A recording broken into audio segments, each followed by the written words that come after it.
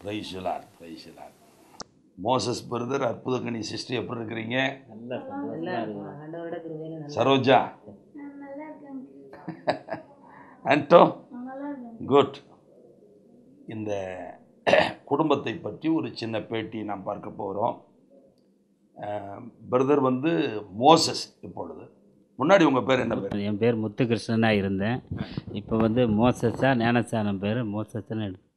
உங்களுடைய பழைய வாழ்க்கை எப்படி? பழைய வாழ்க்கைன்னு பார்த்தீங்கன்னா, நான் வந்து மெட்ராஸில் ஆட்டோ ஓட்டிக்கிட்டு இருக்கிறேன் சென்னையில். அப்போ நான் வந்து எனக்கு இந்த ஆவிக்குரிய பழக்கமோ எதுவும் கிடையாது. நான் ஒரு இந்து குடும்பத்தை சேர்ந்தவன், வைராக்கியம் உள்ள ஒரு இந்து குடும்பத்தை சேர்ந்தவன். ஆனால் நல்ல ஒரு குடிப்பழக்கம் உண்டு, நிறைய கெட்ட பழக்கம் உண்டு. அதாவது ஒரு மனிதனுக்கு ஆகாத காரியங்கள் எல்லாம் என்னிடத்துல உண்டு. அதையெல்லாம் நான் பழக்க வழக்கமாக வச்சுருந்தேன். ஆனால் அது பாருங்கள், என்னமோ நாங்கள் இந்த மகிமை நம்பிக்கை சபைக்கு வந்ததுக்கு பிறகு எங்களுடைய வாழ்க்கையில் மிதிகமாக என்னுடைய மனசில் பார்த்திங்கன்னா ஒரு எரிச்சல். யாரை பார்த்தாலும் எப்போவும் சண்டை போடலாம், என்ன சொல்லலாம், அவங்க என்ன சொல்ல வர்றாங்க அப்படின்றத நான் முன்னாடியே அறிஞ்சு கொண்டு என் மனசுக்குள்ளே நானே சண்டை போடுற மாதிரி நிற்பேன். அப்படி இருந்தேன்னா இன்றைக்கி இந்த மகிமை நம்பிக்கை சபைக்குள்ளே வந்த பிறகு என்னுடைய மாற்றம் ரொம்ப ஒரு பெரிதான ஒரு மாற்றம்னு சொல்லணும். அது ஆண்டவர் செய்த கிருபை. பிரதர் மோசஸ் முந்தி முத்துகிருஷ்ணன் குடி கெட்ட பழக்க வழக்கு நம்முடைய சபைக்கு மகிமை நம்பிக்கை சபைக்கு வந்தார். அவ்வளோதான், மொத்த வாழ்க்கையை மாறி போச்சு. இன்னைக்கு ஆண்டவருடைய கிருபையினால பிரதர் வந்து ஒரு சாட்சியாக வாழ்றார். அதுதான் ஒரு பெரிய காரியம். உங்கள் லைஃப் எப்படி இருந்துச்சு? நான் இதுக்கு முன்னாடி ஒரு பூ வியாபாரம் பண்ணிகிட்டு இருந்தேன். அப்போ ஆண்டவர் அறியாத நேரம் இருந்தேன். அது ஆர்சி வேதத்தில் இருந்தேன். ஆனால் சர்ச்சுக்கு எப்போயாவது ஒருக்கா தான் போவேன். ரொம்ப முடியாமல் திடீர்னால ஒரு பிசாசுனால் அலக்கழிக்கப்பட்டு சாப்பிட முடியாமல் ரொம்ப கண்ணீரோடு இருந்தோம். எங்கள் குடும்பத்தில் எங்களை யாரும் பார்க்கறதுக்கு யாரும் இல்லை.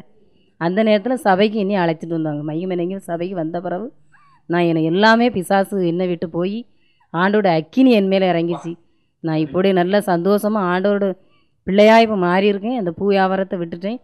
தேவனுடைய ஊழியம் செய்ய ஊழிய பிள்ளையாக கர்த்தர் என்னை மாற்றியிருக்காரு. நல்ல பரிபூர்ண சுகத்தை தேவன் தந்திருக்காரு. சகோதரியை பொறுத்த மட்டும் பிசாசினால பயங்கரமாக அழைக்கப்பட்டார். கொஞ்சம் நெஞ்சம் இல்லை.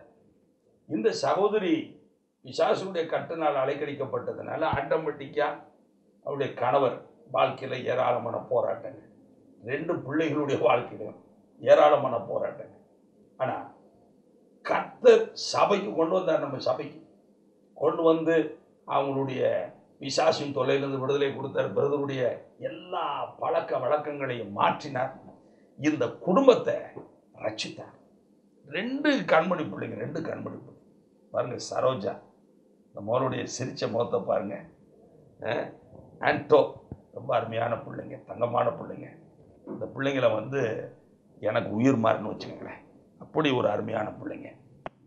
இந்த பிள்ளைகளுடைய லைஃப்லையும் கர்த்தருடைய பெரிய கிருபையினால தீபம் விளக்கேற்றி வைக்கும்படியாக ஆண்டவர் இந்த குடும்பத்திலே உதவி செய்திருக்கிறார். சரோஜா, என்னம்மா சொல்கிற? மகிமை நம்பிக்கை சபைக்கு வந்த பிறகு ஏசப்பா என்னை நல்லா ஆசீர்வதிச்சாங்க. முன்னாடி படித்ததோடு இப்போ நல்லா படிக்கிறேன். உடனே படித்த உடனே ஞாபக சக்தி நல்லா ஏறுற மாதிரி ஏசப்பா என்னை கிருபை செஞ்சாங்க. ஆண்டோ என்ன சொல்கிறதுயா?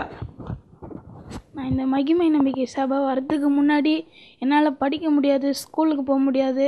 நான் ஸ்கூலுக்கு கிளம்பி வாசலில் உட்காந்து ஷூ போடுறப்ப எங்கள் அம்மா உட்காந்து அழுதுன்னு இருப்பாங்க, நீ ஸ்கூலுக்கு போகாத, என் கூட இருன்னு. நான் எங்கள் அப்பாவுக்கு ஃபோன் பண்ணி வீட்டில் வர வச்சுட்டு தான் நான் ஸ்கூலுக்கு போவேன். இது மாதிரி நான் நிறைய நாள் லீவெல்லாம் போட்டிருக்கேன். என்னால் படிக்க முடியாது. இப்போ அது மாதிரிலாம் இல்லாமல் நான் ரொம்ப நல்லா இருக்கிறேன். எங்கள் வீட்டில் எங்கள் அம்மாவும் ரொம்ப நல்லா இருக்காங்க. எங்கள் அப்பாவுக்கும் நல்லா ஆட்டோ வண்டி ஓடுது. இதுதான் ஒரு பெரிய ஒரு ஆசீர்வாதம், சாட்சி. எனக்கு அன்பான சகோதர சகோதரிகளே, ஒருவேளை உங்கள் குடும்பத்திலே உங்கள் கணவர் குடியிலே கிடக்கலாம், உங்கள் குடும்பத்திலே பிசாசுடைய போராட்டங்கள் இருக்கலாம், உங்கள் பிள்ளைகள் நிமித்தமாய் நீங்கள் பலவிதமான சஞ்சலங்களை நீங்கள் அனுபவித்துக் கொண்டிருக்கலாம். இந்த குடும்பத்தை சகோதரர் மோசஸ், அற்புதக்கனி, சரோஜா, ஆண்டோ ஆகிய இந்த குடும்பத்தை இந்த அளவிற்கு சாட்சியாய், ஜீவனுள்ள சாட்சியாய் நிலைநாட்டி இருக்கிற தேவன் உங்களையும் ஆசீர்வதிப்பார். உங்கள் குடும்பங்களிலும் தேவையில்லாமல் போராடுகிற சத்ருவின் ஆவிகளை சுட்டரிப்பார். அவர் சர்வ வல்லவர். God bless you. ஆமென். உங்கள் அன்பு சகோதரர் ரெவரண்ட் கே கலைமணி அவர்கள் தமிழகத்திலும் இந்தியாவிலும் வெளி தேசங்களிலும் தேவனால் வல்லமையாய் பயன்படுத்தப்பட்டு வருகிறார். இவ்வூழியத்தின் மூலமாய் ஆசிர்வதிக்கப்பட்ட மக்கள் ஏராளம் ஏராளமாகும். சகோதரரின் செய்தியை நீங்கள் ஆவலோடு கேளுங்கள். என் அன்பிற்குரியவர்களே, ஆண்டவராகிய இயேசு கிறிஸ்துவின் ஆசீர்வாதம் என்றென்றும் உங்கள் வாழ்க்கையிலே பழுகி பெருகுவதாக. இன்று நம்முடைய தியானத்திற்கு ஆதாரமாக எரேமியா தீர்க்கதரிசன புஸ்தகம் 31:25 வசனம் இப்படி சொல்கிறது: நான் விடாய்த்த ஆத்துமாவை சம்பூர்ணமடைய பண்ணி தோய்ந்த எல்லா ஆத்துமாவையும் நிரப்புவேன். தோய்ந்த எல்லா ஆத்துமாவையும் நிரப்புவேன். தோய்ந்த என்று சொன்னால் சோர்ந்து போன எல்லா ஆத்துமாவையும் நிரப்புவேன். அன்பிற்குரிய சகோதர சகோதரிகளே, விடாய்த்து போன என்று சொன்னால் களைத்து போன ஆத்துமாவை சம்பூர்ணமடைய பண்ணி சோர்ந்து போன தொய்ந்து போன எல்லா ஆத்துமாவையும் கர்த்தர் நிரப்புகிறார். கர்த்தர் நிரப்புகிறார். என் அன்பு சகோதர சகோதரிகளே, ஒருவேளை உன்னுடைய ஆத்துமா சோர்ந்து போய் இருக்கிறதோ, the Lord is telling, I will refresh the weary and satisfy the faint. ஒருவேளை உன்னுடைய ஆத்துமா எப்படி இருக்கிறது? யோபு பக்தன் சொல்கிறான், யோபு 30:16 என் ஆத்துமா என்னில் முறிந்து போயிற்று, என்னில் முறிந்து போயிற்று. சங்கீதம் 6:3 சங்கீதக்காரன் சொல்கிறான், என் ஆத்துமா மிகவும் வியாகுலப்படுகிறது, மிகவும் வியாகுலப்படுகிறது.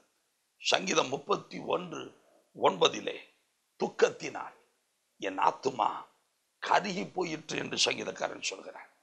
சங்கீதம் 57:6 என் ஆத்துமா தோய்ந்து போயிற்று. சங்கீதம் 88:3 என் ஆத்துமா துக்கத்தினால் நிறைந்திருக்கிறது. சங்கீதம் 107:5 ஆத்துமா தொய்ந்ததாக அலைந்து திரிந்தார்கள். சங்கீதம் 119:28 சஞ்சலத்தால் என் ஆத்துமா கரைகிறது. சங்கீதம் 142:4 என் ஆத்துமாவை விசாரிப்பவர் ஒருவரும் இல்லை. என் ஆத்துமாவை விசாரிப்பார் ஒருவரும் இல்லை. அன்பு சகோதர சகோதரிகளே, இந்த வேத வசனங்களின்படி ஒருவேளை உங்கள் ஆத்துமா முறிந்து போயிருக்கிறதோ, உங்கள் ஆத்துமா வியாகுலப்பட்டு தவிக்கிறதோ, உங்கள் ஆத்துமா கருகி போயிருக்கிறதோ, உங்கள் ஆத்துமா தொய்ந்து போயிருக்கிறதோ, உங்கள் ஆத்துமா துக்கத்தினால் நிறைந்திருக்கிறதோ, உங்கள் ஆத்துமாவை விசாரிப்பதற்கு ஒருவரும் இல்லை என்கிற ஏக்கத்தோடு கண்ணீரோடு நீ புலம்பிக் கொண்டிருக்கிறாயோ, ஆண்டவருடைய வார்த்தை சொல்கிறது, தொய்ந்து போன எல்லா ஆத்துமாவையும் நிரப்புவேன். தொய்ந்து போன எல்லா ஆத்துமாவையும் நிரப்புவேன். இந்த வேளையிலும் கூட அன்பு சகோதரனே சகோதரியே, உன் ஆத்துமாவை கர்த்தர் நிரப்புவார். சங்கீதம் 81:10 உன் வாயை விரிவாய் தர அதை நான் நிரப்புவேன் என்று சொன்னவர், தொய்ந்து போயிருக்கிற ஒவ்வொரு ஆத்துமாவையும் அவர் நிரப்பும்படி தம்முடைய வார்த்தையை உங்களோடு கூட பேசிக் கொண்டிருக்கிறார்.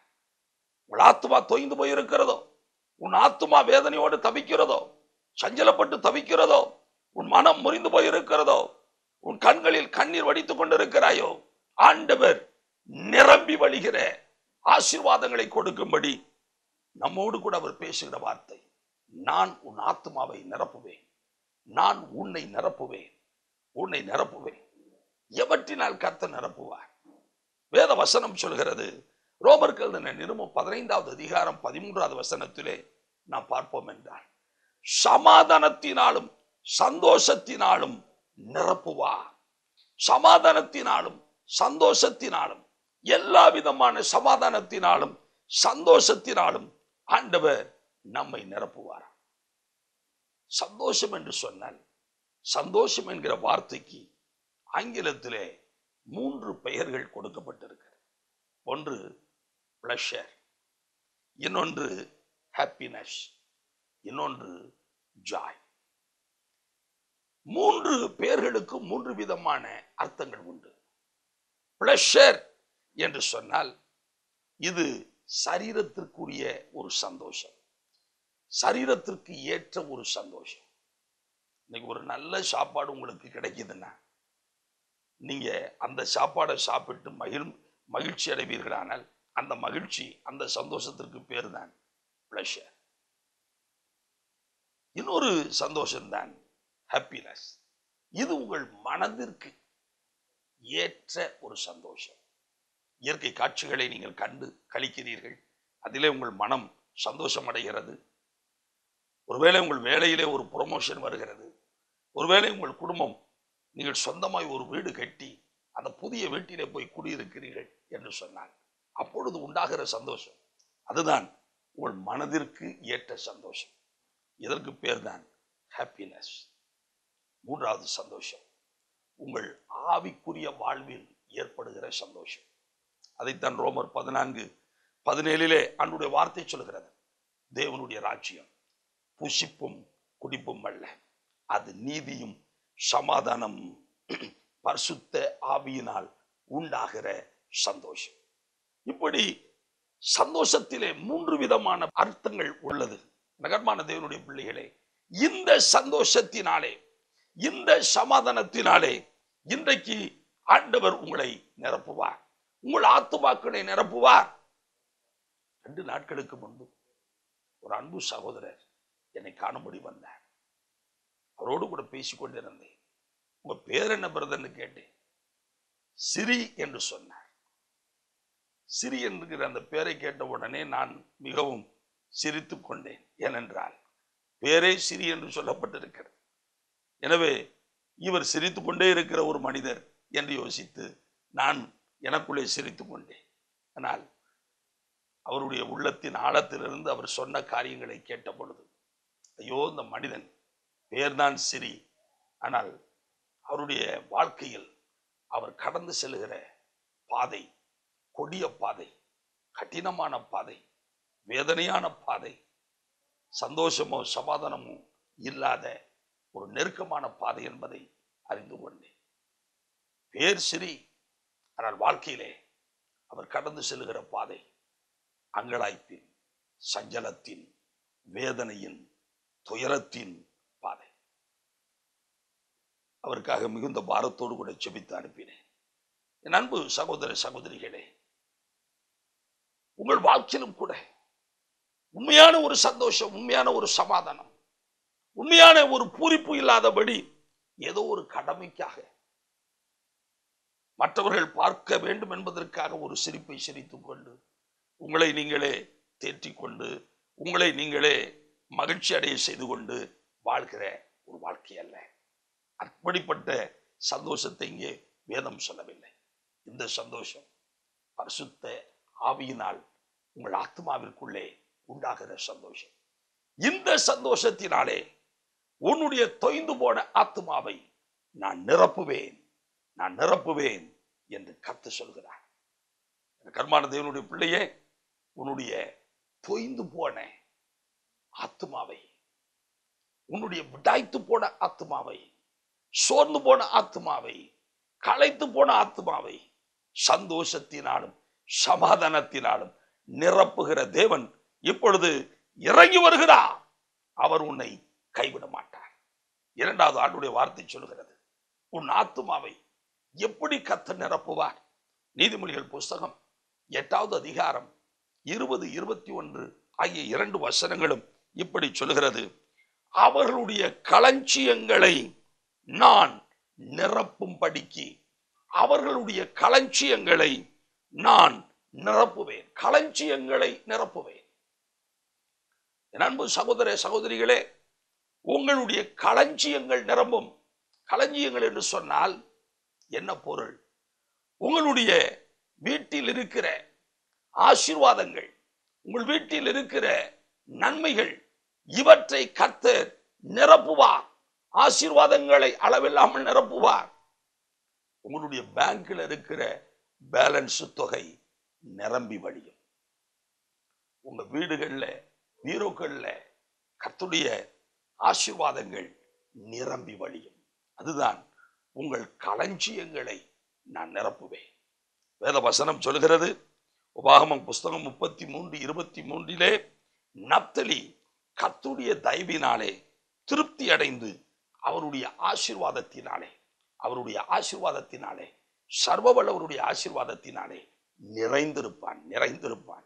அம்பிரியமானவர்களே, உங்கள் குடும்பங்களிலே, உங்கள் வீடுகளிலே, உங்கள் களஞ்சியங்களிலே ஆசீர்வாதங்களால் கர்த்தர் நிரம்பும்படியாக உங்களை தம்முடைய கரத்தை நீட்டி தொட்டு இப்பொழுதே ஆசீர்வதிக்கப் போகிறார். உங்கள் களஞ்சியங்கள் நிரம்பி வழிய போகிறது. நீதிமொழிகள் புஸ்தகம் 3வது அதிகாரம் 9, 10 ஆகிய வசனத்திலே ஆண்டவருடைய வார்த்தை சொல்கிறது, உன் பொருளாலும் உன் எல்லா விளைவின் முதற் பலனாலும் கர்த்தரை கனம் பண்ணு, அப்பொழுது உன் களஞ்சியங்கள் பூரணமாய் நிரம்பும். உன் களஞ்சியங்கள் பூரணமாய் நிரம்பும், பூரணமாய் நிரம்பும். பிரியமானவர்களே, நீங்கள் பூரணமாய் ஆசீர்வதிக்கப்படுவீர்கள்.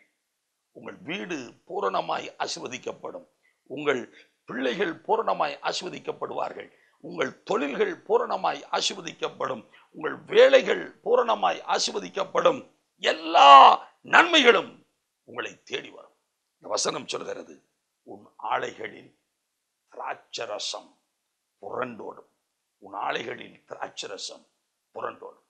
அன்பு சகோதரனே, சகோதரியே, ஒருவேளை நெருக்கத்தினூடே நீ போய்கொண்டிருக்கிறாயோ, பற்றாக்குறையினூடே நீ போய்கொண்டிருக்கிறாயோ, கடன் பாரங்கள், வெளியே சொல்ல முடியாத பலவிதமான நெருக்கங்கள் உங்கள் குடும்பத்தை, உங்கள் வாழ்க்கையை சூழ்ந்து கொண்டிருக்கிறதோ, ஆண்டவர் சொல்கிறார், நோ, உங்கள் களஞ்சியங்களை நான் நிரம்பி வழியும்படி ஆசீர்வாதங்களை நான் ஒரு மழையை போல உங்கள் குடும்பத்திலே ஊற்றுவேன், உங்கள் வாழ்க்கையிலே ஊற்றுவேன். எவ்வளவு பெரிய சந்தோஷம் பாருங்க, எவ்வளவு பெரிய நிம்மதி பாருங்க. நமக்கு ஆண்டவர் உங்கள் களஞ்சியங்களை எல்லாம் நிரப்புவார், நிரப்புவார். ஒரு சில ஆண்டுகளுக்கு முன்பு ஒரு அன்பு சகோதரர் மிகுந்த கண்ணீரோடு என்னை பார்க்க வந்தார். என்ன வருதுன்னு கேட்டேன். சொன்னார், இதான் கடைசியாக உங்களை நான் பார்த்து ஜோம் இருக்கா வந்திருக்கிறேன். ஏனென்றால் உங்கள்கிட்ட ஜோம் பண்ணிட்டு நேர வீட்டுக்கு போய் நான், என் மனைவி, என் 2 பிள்ளைங்க 4 பேரும் சேர்ந்து விஷத்தை குடித்து சாக போகிறோம். we are going to commit suicide. என்ன பிரதர் இப்படி சொல்றீங்க? ஏன் இப்படி சொல்றீங்க? என்ன உங்களுக்கு கஷ்டம் இருக்கு? சொன்னார், 15 லட்சம் ரூபா கடன் இருக்குங்க. 15 லட்சம் ரூபா கடன் இருக்கு. வெளியே தலை காட்ட முடியல. கடன்காரர்கள் நெருக்குகிறார்கள். ஐயோ, அவருடைய வேதனை கொஞ்சம் நஞ்சம் அல்ல. நீங்க என்ன செய்றீங்கன்னு கேட்டேன். நான் ஒரு பேங்க்ல ஆபீசரா இருக்கிறேன். உங்க மனைவி என்ன செய்றாங்க? அவங்க ஒரு ஸ்கூல்ல ஹெச்எம்மா இருக்கிறாங்க. 2 பேருடைய சம்பளத்தை பார்த்தீங்கன்னா கை நிறைய சம்பளம். அவங்க மக ஒரு கம்பெனியில் புதுசாக 10,000 ரூபா சம்பளத்துக்கு ஜாயின் பண்ணியிருக்கிறார். மகன் என்ஜினியரிங் கல்லூரியில் படிக்கிறான். சொந்த வீடு, வீட்டினுடைய மேல் போர்ஷன் வாடகைக்கு விட்டுருக்கிறாங்க. இவ்வளவு வருமானங்கள் வருகிறது, பல ஆயிரங்கள் வருமானங்கள் வருகிறது. 15 லட்சம் ரூபாய் கடனுக்காக குடும்பமே தற்கொலை பண்ணி சாகும்படி துணிந்து விட்டது. என்ன ஒரு கொடூரம் பாருங்க. ஐயோ, அந்த பிரதருக்கு எவ்வளவோ ஆலோசனைகளை சொன்னேன், புத்திமதிகளை சொன்னேன். மிகவும் பாரத்தோடும் கண்ணீரோடும் ஜெபம் பண்ணி அவரை அனுப்பினேன். அவரிடத்துல சொன்னேன், ஆண்டவர் உங்களை கைவிட மாட்டார். உங்கள் களஞ்சியங்கள் நிரம்பி வடியும்படி ஆசீர்வாதங்களை நிச்சயமாய் உங்களுக்கு அருள்வார். இந்த கடன் தொல்லையிலிருந்து மீண்டு வருவீர்கள். நீங்கள் செழிப்பீர்கள். உங்களுக்கு வேண்டிய சுபிட்சத்தை ஆண்டவர் நிச்சயமாய் தருவார். அவர் உங்களை விட்டு விலகவும் மாட்டார், உங்களை கைவிடவும் மாட்டார். அப்படியே கண்களில் இருந்து வடிகிற கண்ணீரை துடைத்துக் கொண்டு வீட்டிற்கு போய்விட்டார். சில மாதங்கள் உருண்டோடியது. அவரிடமிருந்து எனக்கு போன் வந்தது, ஐயா, நீங்க அவசியமா எங்க வீட்டுக்கு வரணும். எனக்கு இன்றைக்கு 50வது பிறந்த நாள். நீங்க வந்து எங்க வீட்டில் பிரியாணி சாப்பிட வேண்டும். நான் சொன்னேன், இன்னைக்கு எனக்கு ஒரு மீட்டிங் இருக்கு, மீட்டிங் முடிச்சுட்டு உங்க அட்ரஸ் தேடி கண்டுபிடிச்சு வருகிறேன் என்று சொல்லி நான் அந்த கூட்டத்திற்கு போய் பின்பு அவருடைய வீடு தேடி நான் வந்தேன். வீட்டை பார்த்தால் பெரிய ஒரு பங்களா வீடு, வீட்டிற்குள்ளே படிக்கட்டுகள் போகிறது, மேலே ஒரு வீடு, கீழே ஒரு வீடு, மிக வசதி. நான் கேட்டேன், இது வாடகை வீடா என்று கேட்டேன். ஐயா சொந்த வீடு ஐயா. அம்மா பிரதர் இவ்வளவு லட்சம் கடன் இருந்து அதெல்லாம் அன்னைக்கு ஜோம் பண்ணீங்களே, அன்னைக்கு கூட அது எல்லாம் ஒழிஞ்சு போச்சு. ஆண்டவர் எங்கள் கடன்களை தீர்த்தார். இவ்வளவு பெரிய வீட்டை வாங்கும்படி கர்த்தர் அனுக்கிரகம் செய்தார். எங்கள் களஞ்சியங்கள் நிரம்பி வழிகிறது. எங்களுக்கு சுபிட்சம் வந்துவிட்டது ஐயா, செழிப்பு வந்து விட்டது, எங்கள் வனாந்தரம் போய்விட்டது. என்ன ஒரு பரவசம் பாருங்க. அதே காரியத்தை உங்களுக்கும் கர்த்தர் செய்வார், உங்கள் குடும்பத்துக்கும் செய்வார். உங்களை வாழாக்காமல் அவர் தலையாக்குவார். நீங்கள் கீழாகாமல் மேலாகும்படி பலத்த அதிசயங்களை கர்த்தர் நிச்சயமாய் உங்களுக்கு அருளுவார். மூன்றாவது ஆண்டுடைய வார்த்தை சொல்கிறது. முதலாவது நாம் பார்த்தோம், சந்தோஷத்தினாலும் சமாதானத்தினாலும் நிரப்புவார். இரண்டாவது நாம் பார்த்தோம், உங்கள் களஞ்சியங்கள் எல்லாம் நிரம்பி வடிகிறது. மூன்றாவது ஆண்டுடைய வார்த்தை சொல்கிறது, சங்கீதம் 23:5 என் சத்துருக்களுக்கு முன்பாக நீர் எனக்கு ஒரு பந்தியை ஆயத்தப்படுத்தி என் தலையை எண்ணெயால் அபிஷேகம் பண்ணுகிறீர், என் பாத்திரம் நிரம்பி வழிகிறது, என் பாத்திரம் நிரம்பி வழிகிறது. ஆச்சரியமானவர்களே, எதினால் நிரம்பி வழிகிறது? பரிசுத்த ஆவியானவருடைய அபிஷேகத்தினாலே. சங்கீதம் 91:10 வேதம் சொல்கிறது, புது எண்ணெயாகிய அபிஷேகத்தினாலே கர்த்தர் நம்மை நிரப்புகிறார். இன்றைக்கு உங்களுடைய நண்பு சகோதரனே, நண்பு சகோதரியே, வசனத்தை கேட்கிற தேவனுடைய பிள்ளையே, மூன்றாவது உன்னை கர்த்தர் புதிய அபிஷேகத்தினால், புதிய எண்ணெயாகிய அபிஷேகத்தினால் அவன் நிரப்பும்படி வந்திருக்கிறார். ஆண்டவராகிய இயேசு கிறிஸ்துவை பிதாவாகிய தேவன் தம்முடைய அளவில்லாத அபிஷேகத்தினாலும் வல்லமையினாலும் நிரப்பி இருந்தார். யோவான் 3:34 அப்படி சொல்கிறது. அப்போஸ்தலர் 10:38 அப்படித்தான் சொல்கிறது. வனாந்தரத்திற்கு ஆண்டவராகிய இயேசு கிறிஸ்து பிசாசினால் சோதிக்கப்படுவதற்கு அழைத்து கொண்டு சென்றவரே பரிசுத்த ஆவியானவர். பிரியமானவர்களே, சோதனை தான், பொல்லாத பிசாசின் மூலமாய் சோதனை தான் என்றாலும் அந்த சோதனையை இயேசு தனியாக சந்திக்கவில்லை. காரணம் என்னவென்றால், அந்த சோதனையின் கட்டத்திலே, சோதனையின் காலத்திலே அபிஷேக நாதர் ஆவியானவர் இயேசுவோடு கூட தங்கியிருந்தார். எனவேதான் வெகு எளிதாக பிசாசின் சோதனையை ஜெயிக்க இயேசுவுக்கு முடிந்தது. அபிஷேகம். ஆண்டவர் சொல்கிறார், இந்த பொல்லாத உலகத்திலே, இந்த கொடிய உலகத்திலே, இந்த சஞ்சலம் நிறைந்த உலகத்திலே, வியாகுலமும் வேதனையும் நிறைந்த உலகத்திலே நீ தனியாக எதையுமே சாதிக்க முடியாது. உன் சுய பலத்தினாலே சத்ருவை நீ ஜெயிக்க முடியாது. ஆவியானவருடைய பலம் உன்மேல் கடந்து வந்தால் மாத்திரமே நீ சத்ருவை வீழ்த்த முடியும், எதிரிகளை வீழ்த்த முடியும். உனக்கு எதிராக எழுப்பி வருகிற எல்லா போராட்டங்களையும் நிர்மூலமாக்க முடியும். அதற்கு தேவை உன் பாத்திரம் அபிஷேகத்தினால் நிரம்பி வடிய வேண்டும். உன் வாழ்க்கை பரிசுத்த ஆவியானுடைய அபிஷேகத்தினால் நிரம்பி வடிய வேண்டும். இன்றைக்கு அன்பு சகோதரனே, சகோதரியே, உன்னை அந்த அபிஷேகத்தினாலே நிரப்புவார்.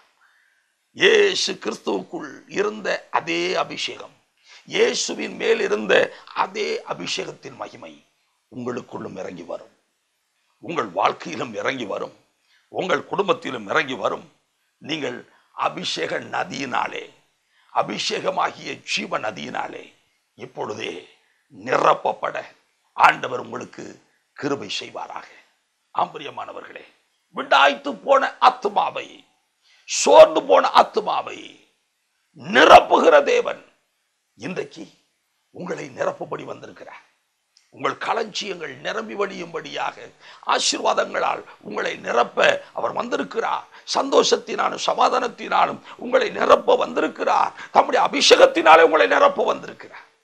அவருடைய முகத்தை நோக்கி பார்ப்போம். இயேசுவே, என்னை நிரப்பும் ஆண்டவரே, என்னை நிரப்பும்.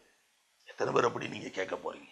கண்களை மூடி மிகுந்த பயத்தோடு நடுக்கத்தோடு, ஏசப்பா சோர்ந்து போனேன், விடாய்த்து போனேன் என் ஆத்துமாவையும் உங்க அபிஷேகத்தினால நிரப்புங்க, உங்க ஆசீர்வாதத்தினால நிரப்புங்க, நீங்க கொடுக்கிற சந்தோஷத்தினால சமாதானத்தினால நிரப்புங்க.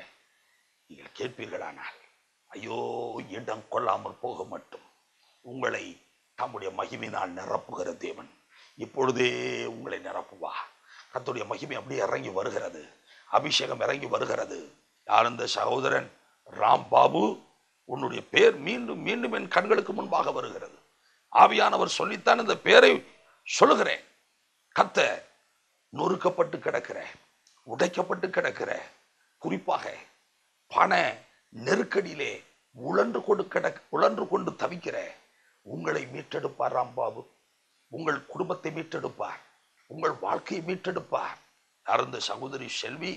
செல்வி, உன்னுடைய குடும்பத்திலே நீ கடந்து செல்கிற கண்ணீரை, நீ கடந்து செல்கிற வேதனையை என் அருள்நாதர் இயேசு பார்க்கிறார். ஆண்டவர் சொல்லுகிறார், இந்த மகளை நான் மீட்டெடுப்பேன், இவளுடைய கண்ணீரை துடைப்பேன், இவளுடைய துக்கம் சந்தோஷமாய் மாறும். விடாய்த்து போன இந்த மகளுடைய ஆத்மாவை எல்லாவித நன்மைகளினாலே நிரப்ப நான் இறங்கி வருகிறேன். கர்த்தருடைய மகிமை அப்படியே இறங்கி வருகிறது, ஆசீர்வாதம் இறங்கி வருகிறது.